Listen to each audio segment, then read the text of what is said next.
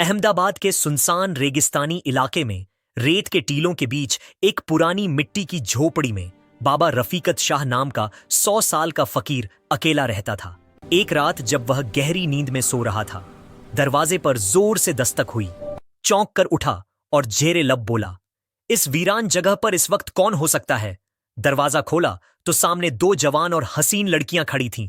वह बोली, हम रास्ता भटक गई हैं, काफिले के साथ जा रही थीं, मगर रास्ता खो बैठी। क्या एक रात के लिए यहां पनाह मिल सकती है? बाबा रफीकत शाह ने एक लम्हे के लिए उन्हें हैरत से देखा, फिर बोला, आ जाओ बेटियां, आ जाओ। उसने झोपड़ी के कोने में जगह दी। दोनों लड़कियां थकन से चूर फौरन लेट गईं और सो गईं। रात के आखिरी पहर एक लड़की को यूं महसूस हुआ जैसे कोई करीब खड़ा है। आंख खोली तो देखा कि बाबा रफीकर शाह उसके पास खड़ा अजीब नजरों से देख रहा है। वो चौंक कर बोली, यहां क्या कर रहे हो? बाबा बोला, बेटी लगा तुम्हें सर्दी लग रही है, ये चादर देने आया हूं। लड़की ने नाखुशी से चादर ली और दोबारा लेट गई। बाबा कुछ देर वहीं खड़ा ताकता रहा, फिर अपने बिस्तर पर वापस चला गया।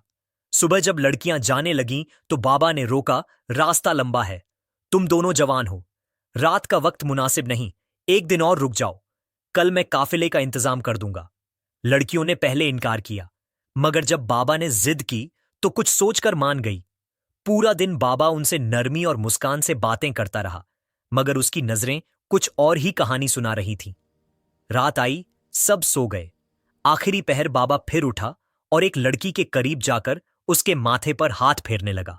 लड़की चौंक गई और गुस्से से बोली, ये क्या कर रहे हो? बाबा ने बहाना बनाया, बेटी तुम बिना तकिए के लेटी हो, गर्दन में दर्द ना हो, ये तकिया ले लो। लड़की ने खामोशी से तकिया ले लिया। बाबा वापस जाकर लेट गया, मगर दिल में सोचता रहा, यह मेरा आखिरी मौका था, मगर हाथ से निकल गया। कल कुछ और सोचना होगा। सुबह लड़कियों ने पूछा, क्या जाने का इंतजाम हो गया? बाबा ने बहाना बनाया, अभी नहीं, कल एक काफिला गुजरेगा, उसके साथ जाना। लड़कियां मान गईं और एक रात और रुकने पर तैयार हो गईं। बाबा के चेहरे पर खुशी की हल्की सी झलक उभरी। रात की तारीकी बढ़ती गई। दोनों लड़कियां अपने बिस्तरों पर लेट गईं और नींद की कोशिश करने लगीं, मगर बाबा रफीक शाह का दिल बेकरार था। वह लेटा तो जरूर, मगर नजरें लगातार कोने में लेटी हुई लड़कियों पर टिकी थीं। चुपके से उठा और आहिस्ता आहिस्ता उनके करीब पहुंचा। पहले एक लड़की के बालों पर हाथ फेरने लगा, लेकिन जैसे ही वह हल्की सी हिली तो डर गया कि कहीं जाग ना जाए। फौरन वहां से हटकर दूसरी लड़की के पास गया, उसका हाथ थाम लिया और चुपचाप उसे देखने लगा। तभी वह लड़की जाग गई और दहशत में चीख पड़ी। बाबा ने फौरन उसके मुंह पर हाथ रख दिया ताकि आवाज बाहर ना जाए, फिर जल्दी से अपने बिस्तर पर लौटकर लेट गया। लड़की का दिल तेज तेज धड़क रहा था। वो सोचती रही कि आखिर वो मेरे पास क्यों आया था। किसी तरह रात कट गई। सुबह दोनों लड़कियां बाबा के पास गईं और पूछा, क्या काफिला आ गया? क्या अब हम जा सकती हैं? बाबा ने आह भरी, नहीं, शायद शाम तक आ जाए। लड़कियों ने एक दूसरे को देखा और कहा, ठीक है, शाम तक रुक जाते हैं, फिर निकलेंगे। मगर उनके दिल में बेचैनी थी। दोपहर तक बाबा रफीकत शाह दूर बैठा उन्हें घूरता रहा। एक लड़की ने आहिस्ता से कहा, इसकी नजरें अजीब लगती हैं, हमें यहां से जल्द निकलना चाहिए। दूसरी ने कहा, हां, वो रात मेरे करीब आया था, मुझे भी अच्छा नहीं लगा। शाम से पहले ही बाबा फिर आ गया और नरमी से बोला, काफिला अब शायद सुबह आए, बेहतर है कि आज रात भी यहीं ठहर जाओ। लड़कियां तंग आ चुकी थीं। नहीं, हम अब नहीं रुक सकते, काफिला आए या ना आए, हम निकल रहे हैं। बाबा बोला, ये वीराना है, रात को दरिंदे भी घूमते हैं, तुम जवान लड़कियां हो, अगर कुछ हो गया तो। लड़कियां कुछ लम्हों के लिए सोच में पड़ गईं। फिर एक ने कहा, बस ये आखिरी रात है, कल हम हर हाल में निकलेंगी। बाबा ने मुस्कुराकर कहा, ठीक है, मगर उस मुस्कान में नरमी से ज्यादा नियत छुपी थी। रात हुई, लड़कियां लेट गईं, मगर जाग रही थीं। उन्होंने तय कर लिया था कि सोना नहीं, बस आंखें मूंद कर लेटे रहना है। बाबा भी बिस्तर पर था, मगर नजरें उन्हीं पर टिकी थीं। जब उसे लगा कि वह सो गई है तो चुपके से उठा और उनके करीब पहुंचा। लड़की हिली तो वह घबरा कर पीछे हट गया। फिर दूसरी बाबा रफीकत शाह का दिल बेचैन था। वो लेटा तो जरूर, मगर नजरें लगातार कोने में लेटी लड़कियों पर थीं। चुपके से उठा और आहिस्ता आहिस्ता उनके करीब गया। पहले एक लड़की के माथे को छुआ। उसी लम्हे वह भी जाग गई।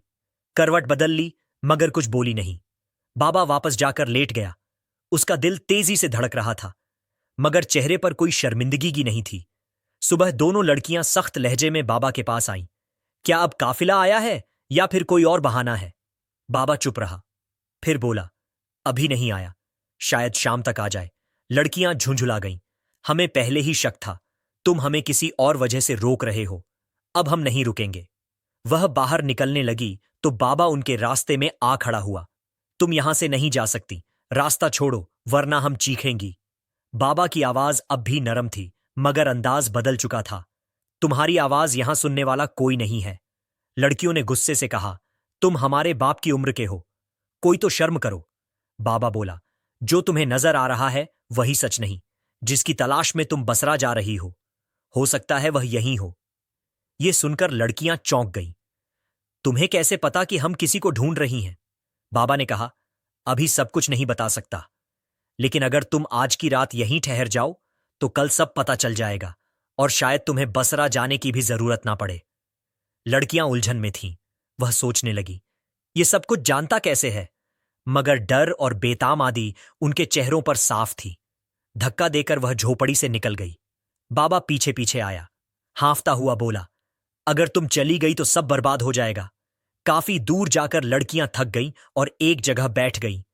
अचानक बाबा फिर पहुंच गया। सांसें तेज थीं, मगर आवाज धीमी।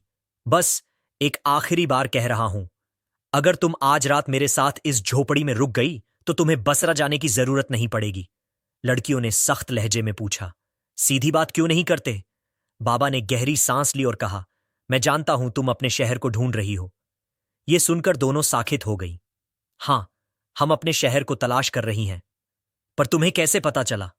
बाबा ने संजीदगी से कहा, मुझे सब पता है, मगर शर्त यह है कि तुम आज की रात यहीं रहो, तभी मैं सब बता सकता हूं। लड़कियां हैरान थीं, डरी हुई भी और शक में भी। कुछ देर बाद एक ने कहा, ठीक है, बस ये आखिरी रात है, इसके बाद अगर कुछ हुआ तो हम कुछ नहीं सुनेंगे। बाबा के चेहरे पर अब एक अजीब सी खुशी थी, जैसे कोई ख्वाब पूरा होने वाला हो। वो वापस झोपड़ी की तरफ चल पड़ा। लड़कियां आगे आगे, बाबा पीछे। उसकी चाल में अब कोई जल्दी न थी, मगर नजरें अब भी पुरानी नियत से भरी थी। रात हुई, लड़कियां चौकस थीं, लेटी तो थीं मगर जाग रही थीं।